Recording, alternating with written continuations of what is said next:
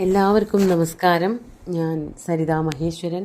ഇന്ന് ശ്രീമദ് വാൽമീകി രാമായണത്തിൻ്റെ ബാലകാണ്ഡത്തിലെ 65-ാമത്തെ സർഗത്തിൽ 8 മുതൽ 15 വരെയുള്ള ശ്ലോകങ്ങളാണ് നമ്മൾ പഠിക്കാൻ പോണത്. കഴിഞ്ഞ ദിവസം പറഞ്ഞത് വിശ്വാമിത്രൻ്റെ കഠിനമായിട്ടുള്ള തപസ്സിനെ പറ്റിയിട്ടാണ്. ഫലമൂലാധികമൊക്കെ ത്യജിച്ച് നടത്തിയതായ തപസ് 1000 വർഷം കഴിഞ്ഞപ്പോൾ തനിക്കിനി ആ ലക്ഷ്യം കിട്ടും, ബ്രഹ്മർഷി പദവി കിട്ടും, അല്ലെങ്കിൽ തനിക്ക് തപസ് ചെയ്യാൻ പറ്റും എന്നൊക്കെ ബോധ്യം വന്നതോടു കൂടിയിട്ട് എന്തെങ്കിലും കഴിക്കാനായിട്ട് പുറപ്പെടുകയാണ് ചെയ്തത്. ആ സമയത്ത് ഇന്ദ്രൻ വന്ന് അത് മുഴുവനും ചോദിച്ചു വാങ്ങി എന്നൊക്കെ പറഞ്ഞു. എന്നാലും വിശ്വാമിത്രൻ്റെ മനസ്സിൽ യാതൊരു ദേഷ്യവും വന്നില്ല. അത് തപോബലം തന്നെയാണ്. ഇനി എന്തൊക്കെയുണ്ടാവണതെന്ന് നോക്കാം. 8-ാമത്തെ ശ്ലോകം. അഥ വർഷസഹസ്രം ച നോച്ഛ്വസന്മുനിപുംഗവ തസ്യാനുച്ഛ്വസമാനസ്യ മൂർധ്നി ധൂമോ വ്യജായത. അങ്ങനെ ആദ്യത്തെ 1000 വർഷം കഴിഞ്ഞു. ഇപ്പോൾ വീണ്ടും ഒരു 1000 വർഷം അനുച്ഛ്വസൻ, അതാണ് നോച്ഛ്വസൻ എന്നാണ് പറഞ്ഞത്. അഥ അനന്തരം വർഷസഹസ്രം 1000 വർഷം കൂടി ന ഉച്ഛ്വസൻ ഉച്ഛ്വസിക്കാതെ, ശ്വാസോച്ഛ്വാസങ്ങൾ മുഴുവനായിട്ട് ഒഴിവാക്കല്ല, ഈ കഠിനമായിട്ടുള്ള തപസ്സിൽ അതിൽ ആണ്ടുമുങ്ങുമ്പോൾ ഈ ശ്വാസോച്ഛ്വാസത്തിൻ്റെ ഗതിവേഗം കുറയും. അതാണ് ഉദ്ദേശിക്കുന്നത്. വളരെ സൂക്ഷ്മ രൂപത്തിൽ ശ്വാസം എടുത്തുകൊണ്ട് ആ മുനിപുങ്കവനായിട്ടുള്ള വിശ്വാമിത്രൻ കഴിച്ചുകൂട്ടി. പിന്നെ ഒരു 1000 കൊല്ലം കൂടി കഴിച്ചുകൂട്ടി. തസ്യ അനുച്ഛ്വസമാനസ്യ, ഇപ്രകാരം ശ്വാസവേഗങ്ങളെ നിയന്ത്രിച്ച് നടത്തുന്ന തപസ്സോടുകൂടിയ ആ വിശ്വാമിത്രൻ്റെ മൂർധ്നി, ശിരസിൽ നിന്നും ധൂമഹ വ്യജായത, പുക പൊങ്ങിപ്പരക്കാൻ തുടങ്ങി. ആ തപസ്സിൻ്റെ ശക്തി വർദ്ധിക്കുകയാണ്. തപസ്സിൻ്റെ ആധിക്യം കൊണ്ട് അവസാനം എന്തുണ്ടായി? ശിരസിൽ നിന്നും പുക പുറത്തേക്ക് കാണാറായി, പുക പടർന്നു തുടങ്ങി. അതാണ് ധൂമോ വ്യജായത എന്ന് പറഞ്ഞത്. അപ്പോൾ ത്രൈലോക്യം യേന സംഭ്രാന്തമതാപിതമിവാഭവത് തതോ ദേവർഷി ഗന്ധർവാ പന്നഘോരഗരാക്ഷസ മോഹിതാസ്തപസാ തസ്യ തേജസാ മന്ദരശ്മയ കശ്മലോപഹതാ സർവേ പിതാമഹമഥ ബ്രുവൻ.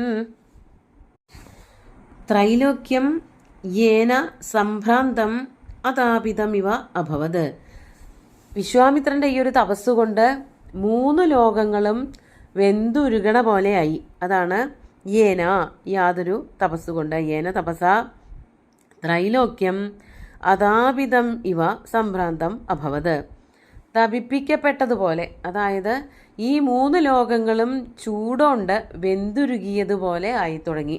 എല്ലാവരുമാകെ സംഭ്രാന്തരായി. ത്രൈലോക്യ നിവാസികളൊക്കെ തന്നെ എന്താണ് ഇങ്ങനെയൊക്കെ സംഭവിക്കാൻ എന്നുള്ളത് ആരായാൻ തുടങ്ങി. അപ്പോൾ തതഃ ദേവർഷി ഗന്ധർവാഹ പന്നഘോരഗരാക്ഷസാഹ തപസാ മോഹിതാഹ. അപ്പോൾ അവർക്ക്, ദേവർഷിമാർക്ക്, ഗന്ധർവന്മാർക്ക്, പന്നകങ്ങൾക്ക്, ഉരകങ്ങൾക്ക്, രാക്ഷസന്മാർക്കൊക്കെ മോഹാലസ്യമുണ്ടായി. വിശ്വാമിത്രൻ്റെ തപസ്സുകൊണ്ട് മോഹിതാഹ, അവരെ മോഹാലസ്യപ്പെട്ടിരുന്നു. തസ്യ തേജസ, വിശ്വാമിത്രൻ്റെ അല്ലെങ്കിൽ തപസ്സിൻ്റെ തേജസ് കൊണ്ട് മന്ദരശ്മികളായി തീർന്നു. അതായത് സൂര്യനും ചന്ദ്രനുമൊക്കെ നിറം മങ്ങിയതുപോലെ, ഗ്രഹണം ബാധിച്ചതുപോലെ, ദേവന്മാർക്കൊക്കെ ഉറക്കം വന്നതുപോലെ, മോഹാലസ്യം വന്നതുപോലെയൊക്കെ ആയിത്തീർന്നു ഈ തപസ്സിൻ്റെ ശക്തി കൊണ്ട്. മാത്രമല്ല കശ്മലോപഹതാഹ സർവേ, ആ കാഠിന്യം വന്നു ചേർന്നവരായിട്ടുള്ള ഈ വിശ്വാമിത്രൻ്റെ തപസ്സിൻ്റെ കാഠിന്യം എല്ലാവരെയും വന്നു ബാധിച്ചു. അങ്ങനെ ആയതോടു കൂടിയിട്ട് സർവേ, ഈ സർവേ എന്ന് വെച്ചാൽ എല്ലാവരും തന്നെ, ഇപ്പോൾ മുകളിൽ പറഞ്ഞതായിട്ടുള്ള സകല ആൾക്കാരും, അതിൽ ദേവർഷിമാരുണ്ടാവും, ഗന്ധർവന്മാരുണ്ടാവും, പന്നകങ്ങൾ, ഉരകങ്ങൾ, രാക്ഷസന്മാർ, എല്ലാ തരത്തിലുള്ള 3 ലോകങ്ങളിലും വസിക്കുന്നവരായിട്ടുള്ള എല്ലാവരും തന്നെ പിതാമഹം ബ്രഹ്മാണം, ബ്രഹ്മാവിൻ്റെ അടുത്ത് വന്നിട്ട് അഥ അബ്രുവൻ, അവരിങ്ങനെ പറയാൻ തുടങ്ങി. എന്താണത്? ബഹുഭിക്കാരണൈർദേവ വിശ്വാമിത്രോ മഹാമുനി ലോഭിത ക്രോധിതശ്ചൈവ തപസാചാഭിവർദ്ധതേ. ബഹുഭിഃ കാരണൈഃ വിശ്വാമിത്രഃ മുനിഃ ലോഭിതഃ ക്രോധിതഃ ച.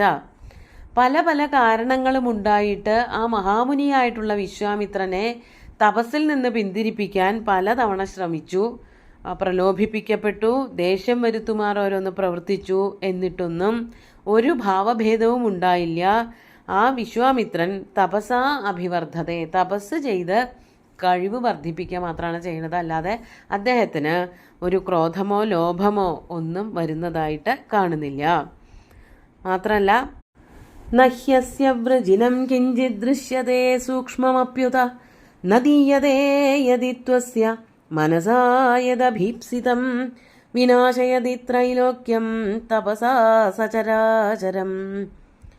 മാത്രമല്ല അദ്ദേഹം യാതൊരു തെറ്റും ചെയ്തതായിട്ട് കാണുന്നില്ല. അതാണ് നഹി അസ്യ വൃജിനം കിഞ്ചിത്. വൃജിനം പാപം, തെറ്റ്. ആ വിശ്വാമിത്ര മഹർഷി യാതൊരു തരത്തിലും തെറ്റ് ചെയ്യുന്നതായിട്ട്, പാപം ചെയ്യുന്നതായിട്ട് അല്ലെങ്കിൽ ചെയ്തതായിട്ട് ഇത്രയും കാലമായി തപസ് തുടരുകയാണ്. പക്ഷേ യാതൊരു പാപങ്ങളും അതിൻ്റെ കൂട്ടത്തിൽ ചെയ്യുന്നില്ല. സൂക്ഷ്മമപി വൃജിനം, വളരെ വലുത് ചെയ്യുന്നില്ല എന്ന് മാത്രമല്ല ചെറുതായിട്ടുള്ളത് പോലും ചെയ്യുന്നില്ല. ഒരു തെറ്റും വിശ്വാമിത്രൻ ഇപ്പോൾ ചെയ്യാതെയായിരിക്കുന്നു. അതുകൊണ്ട് ന ദീയതേ യദി ത്വസ്യ മനസാ യദ് അഭീപ്സിതം, അസ്യ മനസാ യദ് അഭീപ്സിതം തത് യദി ന ദീയതേ. അദ്ദേഹം മനസ്സുകൊണ്ട് എന്തൊന്ന് കിട്ടണമെന്നാണോ ഇച്ഛിക്കുന്നത്, അതാണ് മനസാ യദ് അഭീപ്സിതം. അദ്ദേഹത്തിൻ്റെ മനസ്സുകൊണ്ട് അദ്ദേഹം എന്തിനെ പ്രാപിക്കണമെന്ന് ആഗ്രഹിക്കുന്നുവോ യതി തന്നതീയത, അത് കൊടുക്കുകയില്ല, അത് തരുന്നില്ല എന്നാണെങ്കിൽ എന്താ സംഭവിക്കുക? തപസാ സചരാചരം ത്രൈലോക്യം വിനാശയതി. വിശ്വാമിത്രൻ്റെ തപസ്സുകൊണ്ട് ഈ ചരാചരങ്ങളടങ്ങുന്ന ത്രൈലോക്യം, ചരങ്ങളും അചരങ്ങളും അനങ്ങുന്നവയും അനങ്ങാത്തവയുമായിട്ടുള്ള പലതരത്തിലുള്ള വസ്തുക്കൾ ചേർന്നതായിട്ടുള്ള ഈ ലോകം, ഈ ഒരു ലോകം മാത്രമല്ല 3 ലോകങ്ങൾ, സ്വർഗവും ഭൂമി പാതാളം, എല്ലാ ലോകങ്ങളും ഈ ഒരൊറ്റ തപസ് കൊണ്ട് തന്നെ നശിച്ചു പോകാനും കാരണമാകും. അത് 13ാമത്തെ ശ്ലോകത്തിൻ്റെ ആദ്യത്തെ വരി കൂടി ചേർത്ത് പറയാണ്. അപ്പോൾ എത്രയും പെട്ടെന്ന് വിശ്വാമിത്രന് വരം കൊടുക്കണം എന്നാണ് മറ്റുള്ളവരെല്ലാവരും കൂടി ചേർന്നുകൊണ്ട്, പന്നകങ്ങളും ഉരകങ്ങളും രാക്ഷസന്മാരും ദേവർഷിമാരും എല്ലാവരും കൂടി ചേർന്നുകൊണ്ട് ബ്രഹ്മാവിനോട് ആവശ്യപ്പെടുന്നത്. ഇനി അതൊന്നും മാത്രമല്ല, ലോകമാകെ ഇളകിമറിയാണ്. അതാണ് വ്യാകുലാശ്ച ദിശഃ സർവാ ന ച കിഞ്ചിത് പ്രകാശത്തെ സാഗരാക്ഷുഭിദാ സർവേ വിശീര്യന്തെ ച പർവ്വതാ പ്രകമ്പതേ ച വസുധാ വായുർവാതീഹ സങ്കുല ബ്രഹ്മന്ന പ്രതിജാനീമോ നാസ്തികോ ജായതേ ജന സമ്മൂഢമിവ ത്രൈലോക്യം സംപ്രക്ഷുഭിതമാനസം. എന്തൊക്കെയാ സംഭവിക്കുന്നത്? ദിശഃ സർവാഹ വ്യാകുലാഹ, ദിക്കുകളെല്ലാം തന്നെ 8 ദിക്കുകളും വ്യാകുലങ്ങളാണ്, ആകെ അസ്വസ്ഥമാണ്. വിശ്വാമിത്രന്റെ തപസ്സുകൊണ്ട് ദിക്കുകളൊക്കെ അസ്വസ്ഥത അനുഭവിക്കുന്നു. ദിക്കുകളിലുള്ള ജനങ്ങളൊക്കെ തന്നെ. അതുപോലെ തന്നെ ന കിഞ്ചിത പ്രകാശത്തെ, ഒരു വെളിച്ചവും കിട്ടുന്നില്ല. സൂര്യനും ചന്ദ്രനുമൊക്കെ മൂഢതയെ പ്രാപിച്ചതുപോലെയുണ്ട്, മൗഢ്യം പ്രാപിച്ചതുപോലെയുണ്ട്, വെളിച്ചമൊന്നും കാണാനില്ല. സാഗരങ്ങളൊക്കെ ക്ഷുഭിതങ്ങളാണ്, ഭയങ്കര കോളിളക്കങ്ങൾ, വലിയ വലിയ തിരമാലകൾ ഇങ്ങനെ ആഞ്ഞു വീശുന്നുണ്ട്. സർവേ പർവ്വതാഹ വിശീര്യന്തേ, എല്ലാ പർവ്വതങ്ങളും പൊടിഞ്ഞു പോകുന്നത് പോലെ, സാഗരങ്ങളൊക്കെ വലിയ വലിയ തിരമാലകൾ വന്ന് മൂടുന്നത് പോലെയൊക്കെ കാണാനുണ്ട്. മാത്രമല്ല വസുധ പ്രകമ്പതേ, ഭൂമിക്ക് വിറയൽ, ഭൂമി കുലുക്കം വരുന്നത് പോലെയുണ്ട്.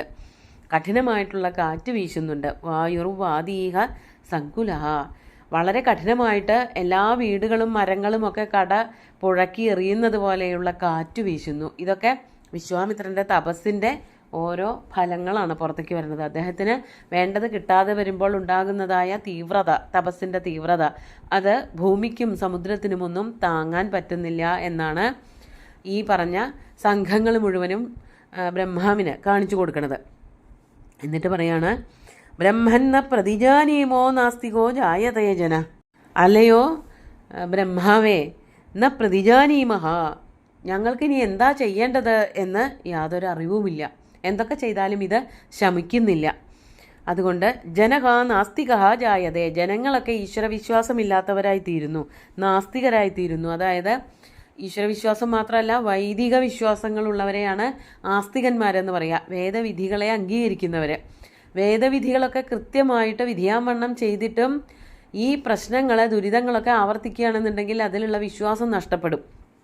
അതുകൊണ്ട് ഇവിടെ ഇങ്ങനെ ആകെ കോളിളകി മറിയണത് കൊണ്ട് തന്നെ എന്തൊക്കെ പ്രാർത്ഥിച്ചിട്ടും ഇതിനൊരു ശമനവും കിട്ടണില്ല എന്നുള്ളത് കൊണ്ട് ജനങ്ങളൊക്കെ നാസ്തികന്മാരായിത്തീരുന്നു. മാത്രമല്ല വളരെ പ്രക്ഷുബ്ധമായ മനസ്സോടുകൂടിയതായ ത്രൈലോക്യവും 3 ലോകങ്ങളും സമ്മൂഢമിവ, ഒരു ബോധവുമില്ലാതെ ഒരു വിവേകവുമില്ലാത്തതുപോലെ പ്രവർത്തിക്കുകയാണ്. അതുകൊണ്ട് അല്ലയോ ബ്രഹ്മൻ, അല്ലയോ പിതാമഹ ദേവ, അങ്ങ് ആ വിശ്വാമിത്രന് എന്താണ് ആവശ്യം എന്ന് വെച്ചാൽ അത് ചെയ്തു കൊടുത്തോളൂ, ഞങ്ങൾക്ക് യാതൊരു വിരോധവുമില്ല എന്ന് ഇവരെല്ലാവരും പോയിട്ട് ബ്രഹ്മാവിനോട് ഉണർത്തിക്കുകയാണ്. ഇനിയുണ്ട് കുറച്ച് കുഴപ്പങ്ങളൊക്കെ. ഈ ലോകത്തിന് വെളിച്ചം മുഴുവനും നൽകുന്ന സൂര്യനും ചന്ദ്രനുമൊക്കെ അല്ലാതെ ക്ഷീണിതരാണ്, തുടങ്ങിയിട്ടുള്ളതൊക്കെ പറയും. അതൊക്കെ അടുത്ത ദിവസം നോക്കാം. ഇന്നത്തെ ശ്ലോകങ്ങൾ ഒന്നുകൂടി ചൊല്ലാം.